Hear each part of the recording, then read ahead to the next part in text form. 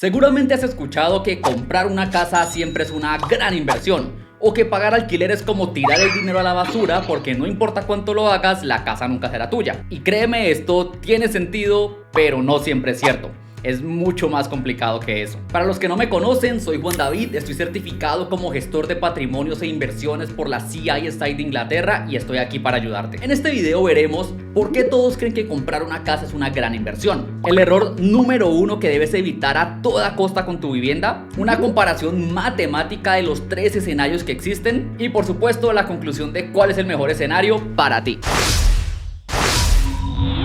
¿Por qué todos creen que comprar una casa es una buena inversión? ¿Las casas se valorizan? Sí, en la mayoría de los casos sí lo hacen. Todos hemos escuchado la historia de alguien que compró una casa por ahí en $100,000 y años después la vendió en 200,000 o algo por el estilo. Ay, por cierto, hablo en dólares porque no sé desde qué país me estás viendo, pero tranquilo, independiente de los valores, si están en dólares, euros, pesos o soles, la conclusión es la misma, así que no te preocupes mucho por esto. Volviendo al tema de la valorización, en América Latina los bienes raíces se han valorizado alrededor de un 5% promedio al año durante los últimos años.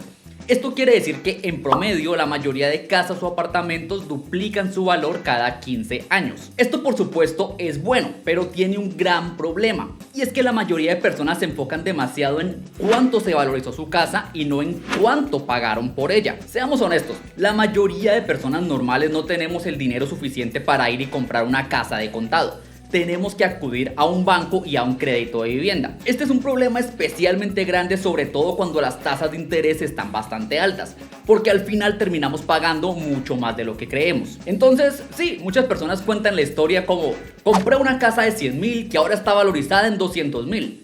Pero no se dan cuenta que pagaron 230,000 por ella. Cuando lo ves así te das cuenta que no fue tan buen negocio. Y aquí hasta ahora solamente estamos hablando de lo que hemos pagado al banco por dicho inmueble. No estamos ni siquiera teniendo en cuenta los costos ocultos que existen. Costos como por ejemplo los asociados al proceso de compra-venta, que incluyen escritura pública en la notaría, inscripción en el registro de propiedades, honorarios de gestoría, o también los impuestos sobre la compra, que pueden variar dependiendo si es vivienda nueva o vivienda de segunda mano. Tenemos también los gastos anuales de propiedad, los cuales incluyen el impuesto predial y otros costos de mantenimiento. Es por todos estos costos ocultos que la mayoría de personas no ven que existe una pequeña regla o primera enseñanza en este video, y es que en la mayoría de los casos no es buen negocio comprar un inmueble si se planea venderlo en menos de 5 años. Pues a menos de que tenga una valorización extraordinaria, todos estos costos, especialmente los asociados a la compra y la venta, se van a comer la mayoría de las ganancias. Y créeme, hablo desde la experiencia, ya me pasó. Además de los costos ocultos, también tenemos todo lo que son los riesgos financieros asociados a la compra de inmuebles, los cuales la mayoría de las personas tampoco tienen muy presentes. Tenemos por ejemplo el riesgo de devaluación, que sí, como veíamos al principio, la mayoría de las veces los bienes raíces tienden a incrementar su precio. Pero eso no quiere decir que siempre lo hagan. Hay ocasiones en las que los precios de los bienes raíces caen. Por ejemplo, a la mayoría de personas se les olvida que la crisis financiera del 2008 inicia por la gran caída en los precios de los bienes raíces alrededor del mundo. Y otro riesgo importante de mencionar es el riesgo de diversificación. Esto es algo que aprendí cuando me estaba certificando como gestor de patrimonios e inversiones, y es que desde un punto de vista de diversificación de patrimonio, para la mayoría de personas invertir o comprar inmuebles no es aconsejable. Todos hemos escuchado la frase: no pongas todos los huevos en la misma canasta.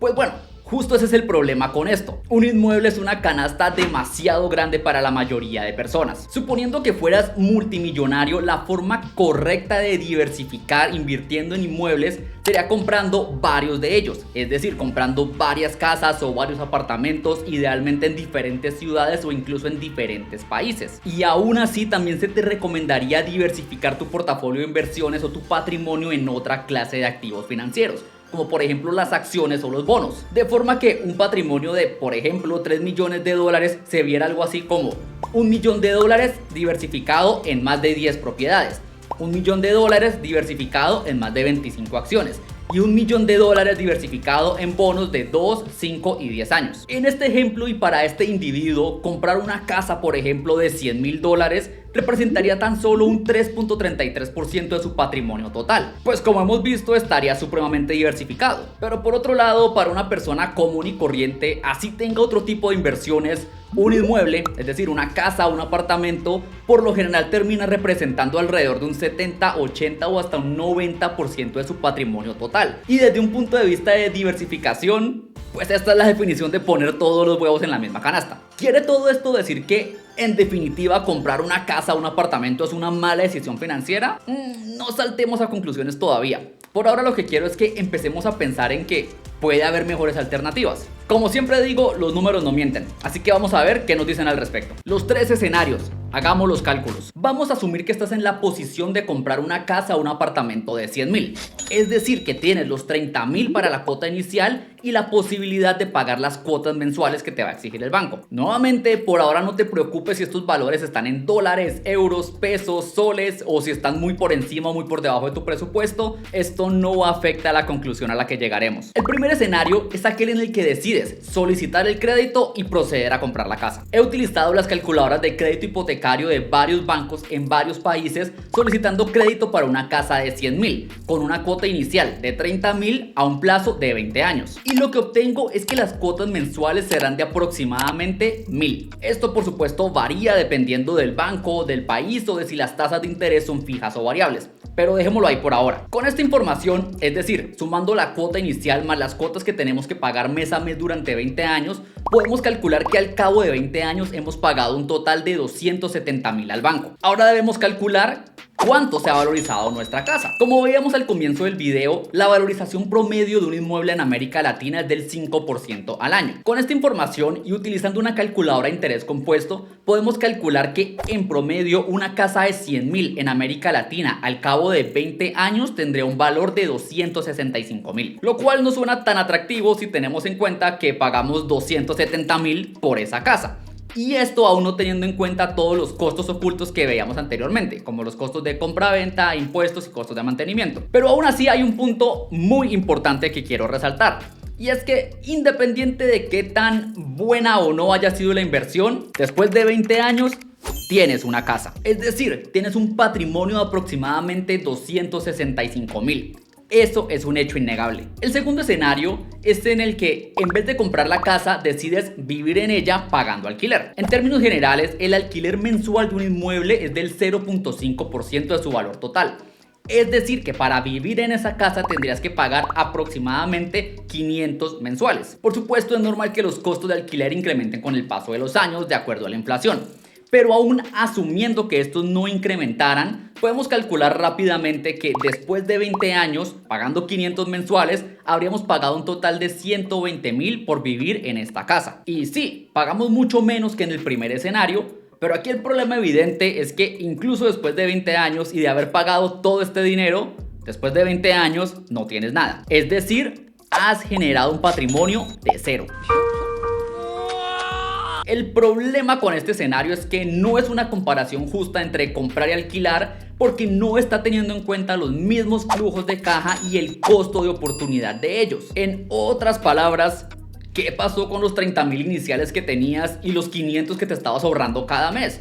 ¿Te los gastaste? El tercer escenario es entonces aquel en el que igualmente alquilas la misma casa por los 500 mensuales, pero utilizas los 30.000 iniciales que tenías y los 500 que te estás ahorrando cada mes para hacer otro tipo de inversiones que generen mayor rentabilidad. Dado que las tasas de interés actualmente están altas alrededor del mundo, podemos encontrar instrumentos de renta fija como por ejemplo los CDTs en Colombia y los CETES en México, que actualmente están pagando alrededor de un 8% y un 11% anual respectivamente. E incluso tenemos opciones un poco más rentables como por ejemplo invertir en acciones de Estados Unidos, que han generado un retorno anual promedio del 12% en los últimos 10 años. Esto medido por el desempeño del S&P 500. Y recordemos, como he explicado en otros videos, no se necesita vivir en Estados Unidos para invertir en acciones de Estados Unidos. Se puede hacer prácticamente desde cualquier país del mundo, con la ventaja además de que es una inversión en dólares. Con esta información y utilizando nuevamente una calculadora de interés compuesto, podemos entonces calcular cuál sería el resultado de una inversión inicial de 30.000 con contribuciones mensuales de 500 a un rendimiento promedio del 10% anual. Y sí, podría poner el 12% promedio que ha generado el el S&P 500 en los últimos 10 años,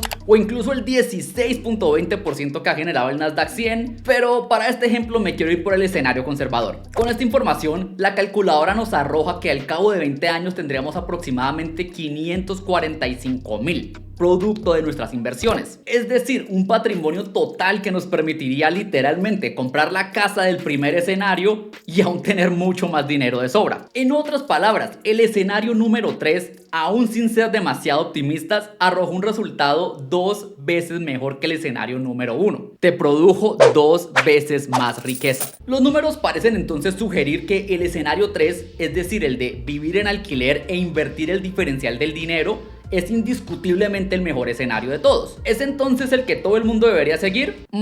No, de hecho no. Como veremos a continuación, no es el mejor escenario para la mayoría de personas. De la teoría a la práctica. La razón por la que el tercer escenario produce resultados el doble de buenos que los del primero es porque en el primero estamos pagando al banco intereses de entre un 11 y un 17% efectivo anual, para realizar una inversión que crece en promedio un 5% anual. Mientras que en el tercer escenario no estamos pagando ningún tipo de intereses y estamos invirtiendo en activos que crecen 10% en promedio o más al año. Y sí, aquí podríamos entrar en la discusión de ¿qué pasaría si bajan las tasas de interés? ¿Y si mi casa se valoriza no un 5 sino un 7% anual? ¿O si las acciones no me dan un 10% en promedio, sino un 9% en promedio? Pero ¿qué tal que me den un 12 o aún mejor un 16%? Y esto sería una discusión eterna y sin sentido. Simplemente porque 1, no tenemos forma de ver el futuro y 2, porque nos aleja de la conclusión más importante de este video. Desde un punto de vista netamente lógico, racional y matemático, el escenario 3 es el mejor en la mayoría de las situaciones, pero tiene un gran problema. Cuando se trata de dinero, la mayoría de personas no son ni lógicas ni racionales, son emocionales. El escenario 3 asume que la persona que lo sigue hará sus inversiones mensuales con disciplina, sin faltas y sin excusas, algo que en la mayoría de los casos no sucede. La mayoría de las personas se gastan ese dinero extra en cosas que no generan valor, como por ejemplo ropa más fina, salidas a restaurantes más caros, a discotecas más caras o incluso alquileres más caros. Es decir que, usando los mismos números que usábamos anteriormente, la mayoría de personas, en vez de invertir disciplinadamente los 500 mensuales, terminan invirtiendo 200 o 100, o en el peor de los casos, nada. Lo que los deja en el escenario 2. Tatúate esto en la mente. Pase lo que pase, no quieres caer en el escenario número 2. Es decir, ese escenario en el que vives en alquiler, pero no inviertes en nada y al cabo de varios años no tienes nada. Y ese justamente es el problema del escenario 3. Que la mayoría de personas que tratan de seguirlo, consciente o inconscientemente, terminan cayendo en el escenario 2. Que sin duda alguna es el peor de todos. El escenario 1 tiene la ventaja de que, te guste o no, vas a tener al banco todos los meses cobrándote el dinero completo sin falta alguna. Es decir, indirectamente y al asumir un crédito o compromiso con el banco, te estás comprometiendo tú mismo a invertir mes a mes en alguna clase de activo financiero. Así este tal vez no sea el más rentable de todos. Recuerda la siguiente frase: incluso una inversión poco rentable siempre es mejor que simplemente no invertir. ¿Cuál es el mejor escenario para ti entonces? Esto es importante.